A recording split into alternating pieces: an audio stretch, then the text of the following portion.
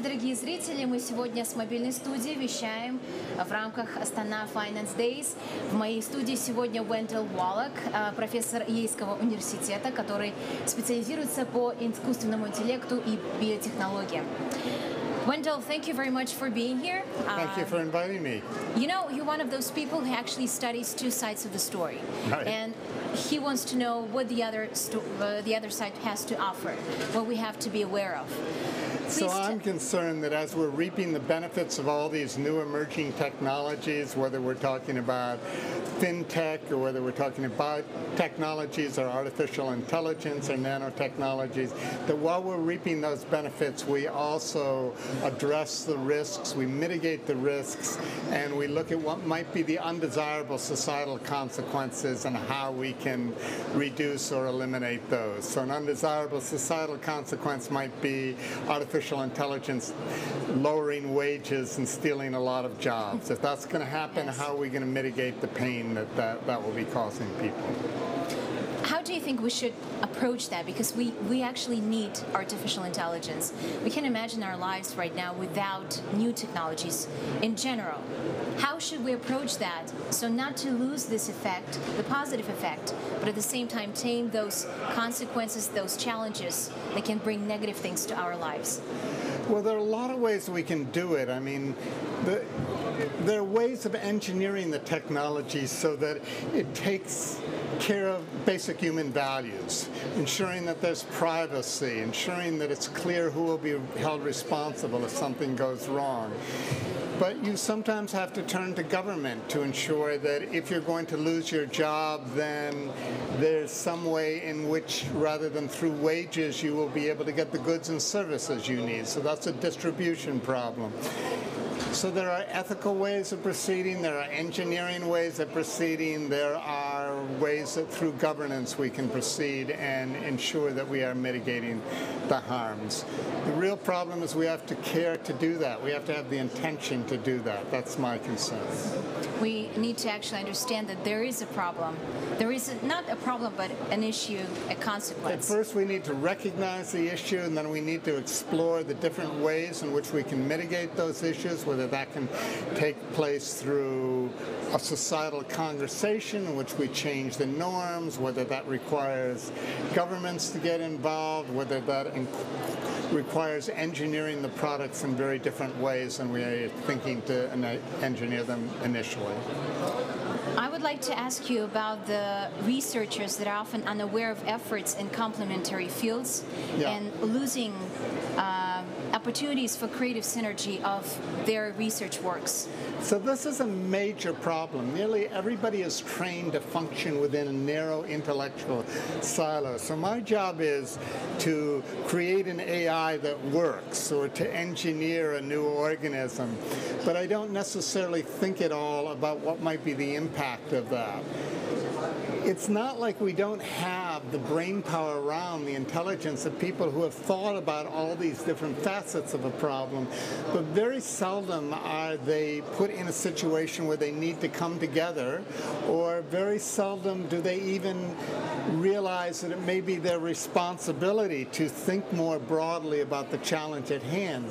So in that regard, I've done a number of things. I like to run silo-busting workshops where the leaders of different fields come together and hear the differing perspectives, the differing insights they have, and think through how they might be able to accommodate that. I'm very concerned that educational institutions talk about the need for interdisciplinary education, but they very seldom have a reward system that you will get a job or that you are trained to be an interdisciplinary scholar. So often that waits until you're already successful within one field, and if you happen to decide that getting expertise in economics or social theory in addition to your engineering expertise is of value, it's all put on you.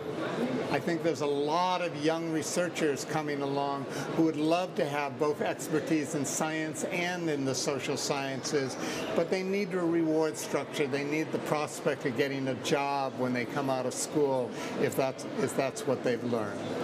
See, from that situation, I understand that AI and new technologies kind of became the motivator of this understanding that we need interdisciplinary, college degrees for young people. Wouldn't you agree with that? I would agree, because I think what is being lost in the AI is the scientists sort of know how to develop the technologies, but they aren't really thinking through what will be the impact of them once they are introduced into society or even into the social system of a business. They don't really necessarily recognize how people will interact with them. So they want the people to, retrain themselves to accommodate the technologies that are being created. But oftentimes you want the technology to accommodate the way the people do the work.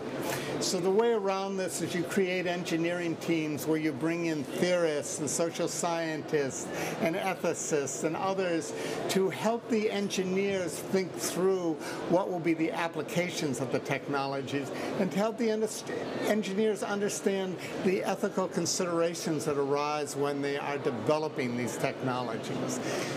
And we don't want those other people to be naysayers. We want them to be actual functioning parts of the engineering team. What would you say about the challenges of the governing technologies that are developing faster than we can actually assess? What are the challenges and the approaches that we should take? So we need whole new forms of governance. The kind of governmental structures we have in place, they just cannot respond quickly enough to the speed at which new technologies are appearing. And therefore we will periodically have crises because the technologies have never been regulated effectively. So we can't just rely on governments. We also need industry leaders to be responsible in the development of them. We need the engineers to be thinking through what will be the applications of them. We need new agile structures that coordinate the various stakeholders who come into concerns around these technologies. Those stakeholders include industry, they include research centers, they include regulators, they include the engineers, but they also include the public who are going to be impacted by this. So we need new forms of governance, not just government, but new forms of governance to help us work through in a more agile, coordinated way how these technologies should be introduced, how we can diffuse ways in which they could affect people's lives that we might consider undesirable. Can you share with us some research work that has been done in recent years to actually provide with clear, concise solutions for that? Maybe some experiment, I don't know. I would like to hear some, this is all relatively new. We do have scholars talking about that. I and a colleague of mine, Gary Marchand, we have proposed a new approach to governance that we call governance coordinating committees. And we believe that we could have pilot projects with emerging technologies, because there's some like biotechnologies, engineering the human genome, and artificial intelligence, in which we need that right now, that there's an inflection point right now. So we have developed this model, and I personally have been trying to organize a global governance coordinating Congress for artificial intelligence. I don't yet know where it might be hosted, but I'm hoping that in the next year to year and a half, we will actually have a Congress bringing together the different stakeholders and taking the first steps toward putting a new, more creative approach to the agile governance of artificial intelligence. Thank you very much. I don't think I actually got the questions that I wanted, but still, thank you very much. Thank you very much. Thank you ever so much. Спасибо большое за ваше внимание. Мы поговорили с Уэнделлом Уоллаком, профессором Йельского университета. Оставайтесь на нашем телеканале. Впереди очень много включений из мобильной студии.